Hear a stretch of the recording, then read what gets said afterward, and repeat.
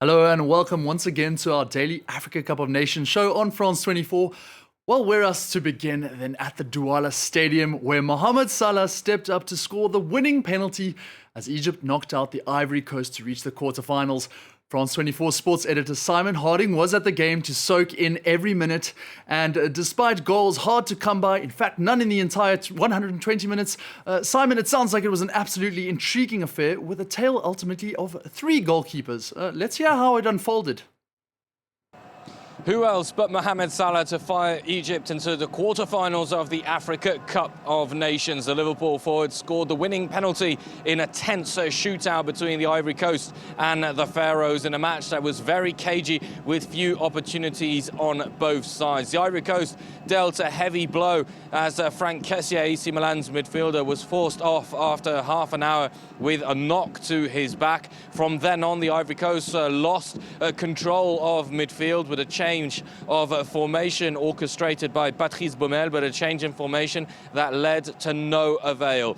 Sangaré came close from Ajax with a good save by the Egyptian goalkeeper in the first half, but it must be said that the better chances were for Egypt. Mohamed Salah came close, was denied by Sangaré in goal. Zizou came close, Trezeguet had a shot saved in the last minute of extra time. All of these factors leading to a combination where the Ivory Coast failed to put any rhythm in the match.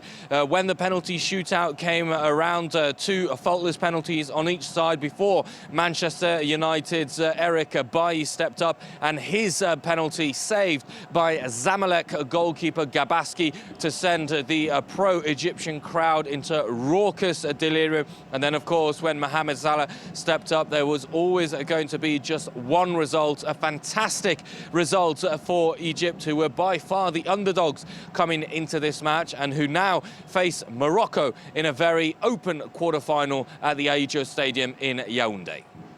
Thanks, Simon. Well, congratulations to Egypt then. For the Ivory Coast, the search goes on for another title since 2015. And while gracious in defeat, we saw coach Patrice Baumel. He told France 24 after the game that the result all came down to luck. Let's hear from him. I don't think it's a case of being unrealistic. It ended 0-0, but both teams had opportunities.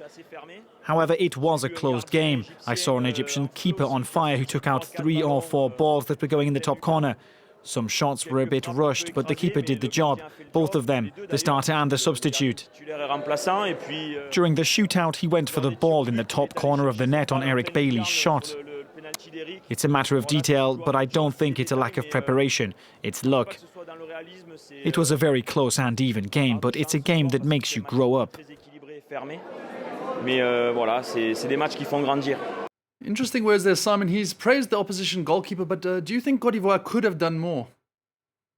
The Ivory Coast have only got themselves to blame for this very disappointing exit in the last 16 stage at this Africa Cup of Nations, because after beating Algeria 3-1, the Elephants seemed like the best team, the best performance with a midfield that dominated everything in its path. But as soon as Franck Kessié went off injured, the Ivory Coast lost the control, lost their shape, lost, it seemed, their impetus. A lot of players strolling around the park, perhaps not being able to cope with the difficult climatic conditions, very humid, very hot once again here in Douala, but certainly the attitude didn't seem right from these Ivorian players. And if the rhythm wasn't there, then it played into Egypt's hands. Egypt able to control the tempo of the game, restrict the Ivory Coast, who play with very fast wingers in Max-Alain Gradel on one side, Nicolas Pepe on the other side, Wilfried Zaha when he came on, restricted to very little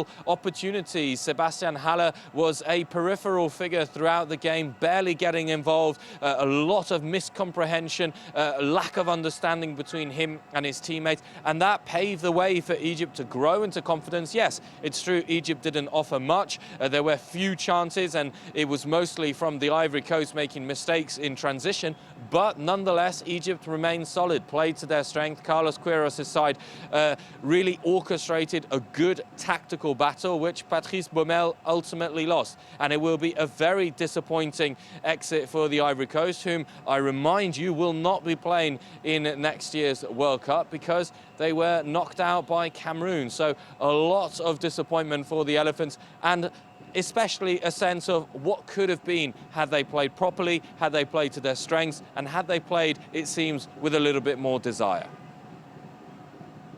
Well, thanks, Simon. Thanks for that. It seems when it rains, it pours for the Ivory Coast. Well, that was the earlier game, but of course, the final match of the last 16 phase was also decided on penalties later at the Limbe Stadium, and it was Equatorial Guinea who defied the odds to beat the Eagles of Mali 6-5 on spot kicks. Our sports reporter, James Vasina was at the game, and he joins us live from Limbe. James, no goals after 120 minutes, but it won't matter to those players of the National Thunder, Equatorial Guinea. They were in tears after winning. Tell us more about those emotions.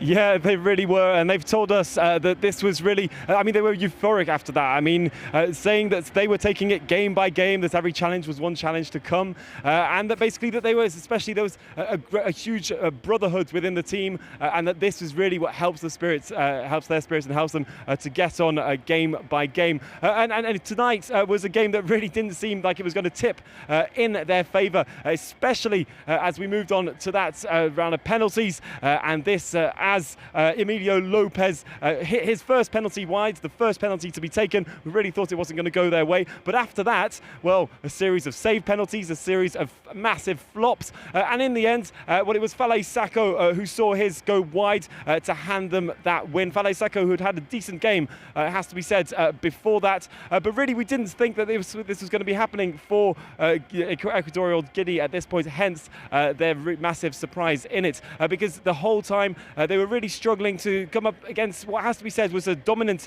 Malian side.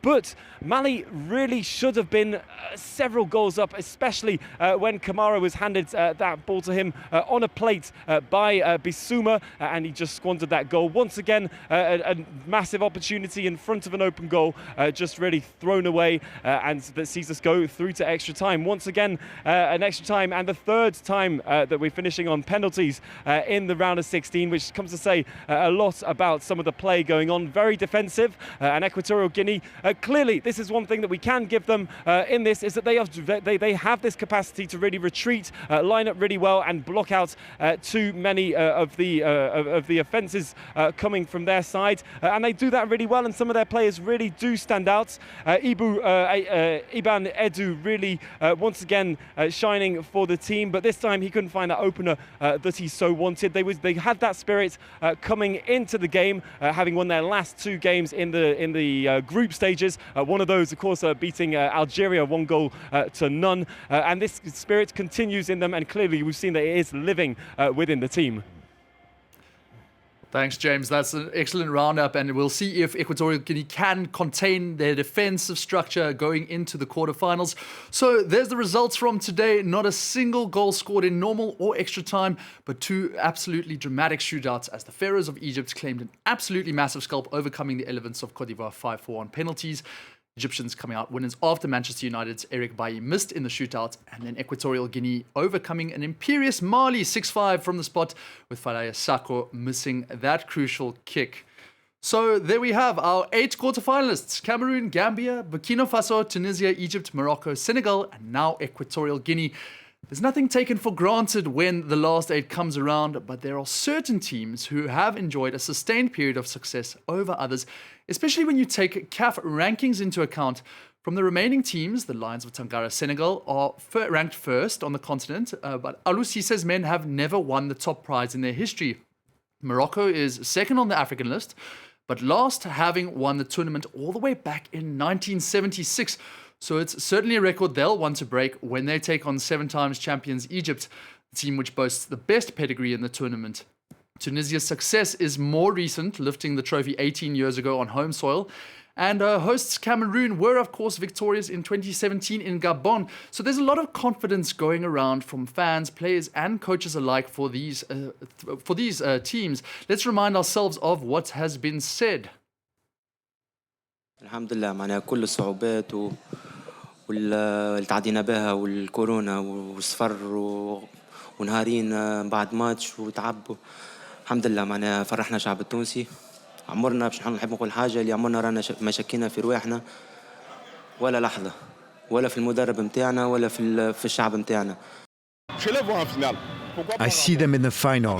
Why wouldn't they win it? With the football they're producing, we see them in the final. Why can't they win it?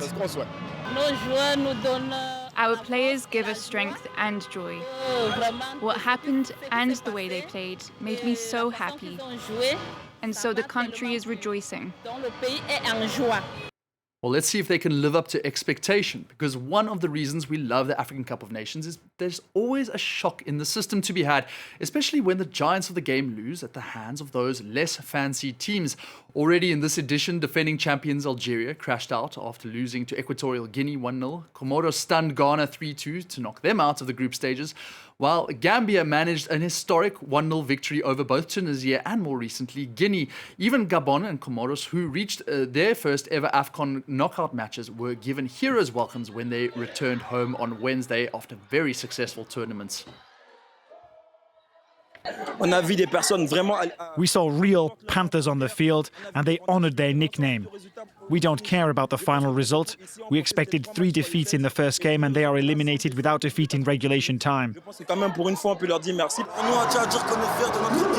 We want to say that we are proud of our team, very proud. We played like men. We were all put in the way.